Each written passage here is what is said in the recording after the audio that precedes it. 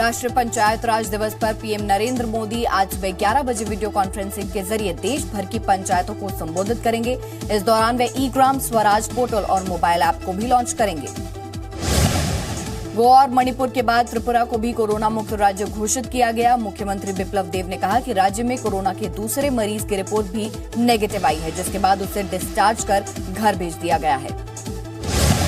दिल्ली में पिछले 24 घंटे में 1953 लोगों के सैंपल लिए गए। इसमें से 128 कोरोना पॉजिटिव पाए गए। दिल्ली में कोरोना संक्रमितों की संख्या 2248 हुई। 724 लोग ठीक होकर घर जा चुके हैं। दिल्ली के जहांगीरपुरी में एक ही गली के 46 लोग कोरोना पॉजिटिव पाए गए। जांच रिपोर्ट आने के बाद पूरे एच ब्लॉक को सील कर दिया गया। दिल्ली में कंटेनमेंट जोन की संख्या बढ़कर 92 हुई। देश में लॉकडाउन का 1 महीना पूरा होने के बाद गृह मंत्रालय ने नॉन कंटेनमेंट इलाकों और नॉन हॉटस्पॉट इलाकों के लिए बड़ी छूट का ऐलान किया है। गर्मी के मौसम को देखते हुए इन इलाकों में बिजली के पंखों की दुकानों को खोलने की छूट दी जाएगी। दिल्ली में एलएनजेपी अस्पताल के डॉक्टर के साथ मारपीट का मामला सामने आया है। डॉक्टर का आरोप है कि कैट्स एम्बुलेंस के 2 स्टाफ पेशेंट लेकर अस्पताल आए। उसी दौरान मरीज भर्ती करने के विवाद में उनके साथ मारपीट की गई। देश में कोरोना वायरस से संक्रमित लोगों का आंकड़ा 22,000 के करीब पहुंचा। कोरोना से अब तक देश में 686 लोगों की मौत, जबकि 4,325 मरीज ठीक होकर अपने घर वापस जा चुके हैं। एम्स के निदेशक डॉक्टर गुलेरिया ने कहा कि कोरोना मरीजों के साथ लोगों के दुर्व्यवहार से बीमारी बढ़ी है। इसके चलते कई संदिग्ध मरीज टेस्ट करवाने की हिम्मत नहीं जुटा पा रहे हैं, जिससे ये बीमारी और फैलती जा रही है।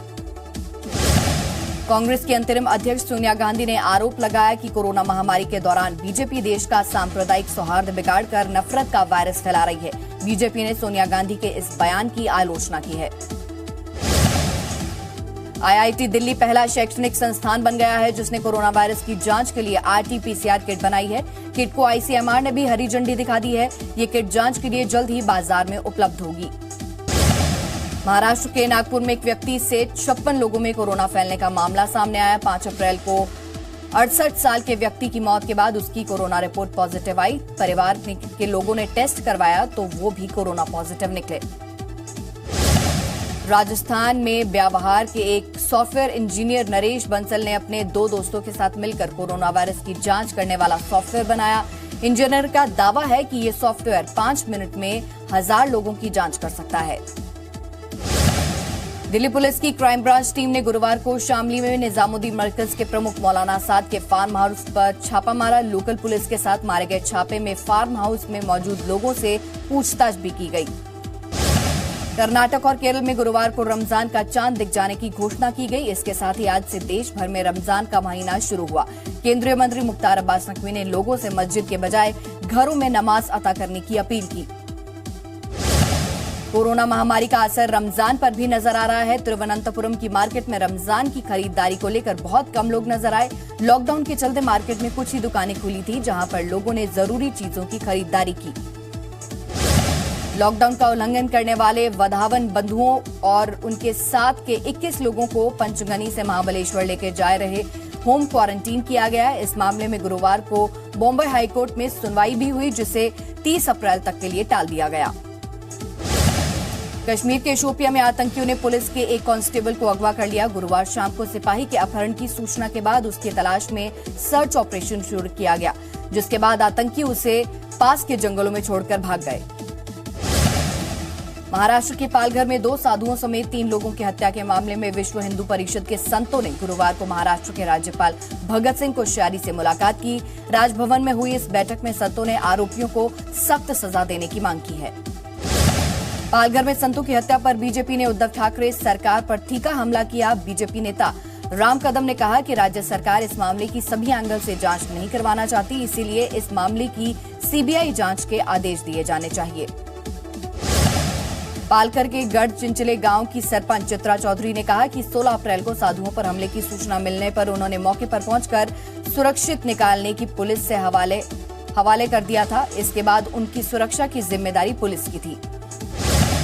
पाकिस्तान ने खाड़ी देशों के नेताओं के नाम से सोशल मीडिया पर फर्जी अकाउंट बनाकर भारत के खिलाफ जहर फैलाना शुरू कर दिया है। आईएसआई द्वारा बनाए गए इन अकाउंट से भारत में मुसलमानों के साथ कथित उत्पीड़न की अफवाहें फैलाई जा रही हैं।